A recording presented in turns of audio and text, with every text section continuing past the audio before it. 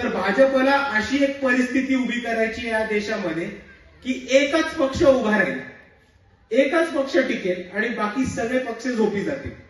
आणि आता तुम्ही मला सांगा, जर एकच पक्ष निवडणुकीला उभा राहिला, एकच पक्ष स्पर्धेमध्ये पळत राहिला आणि तोच पक्ष दरवेळेस जिंकत राहिला, तर आपण ह्याला फेअर कॉम्पिटिशन म्हणणार का?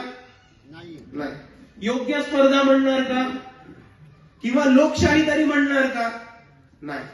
आणि म्हणून मी आपल्याला म्हणतोय की ह्या निवडणुकीमध्ये भाजपची माज आणि मगरुरी उतरायची वेळ आलेली आहे.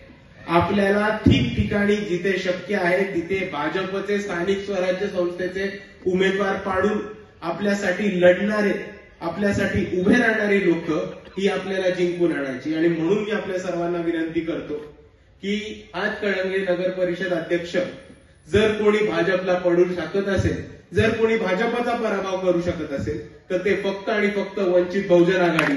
आणि आपण सर्वांनी जास्तीत जास्त भरघोस मतांनी वंचित बहुजन आघाडीच्याच उमेदवाराला निवडून द्या.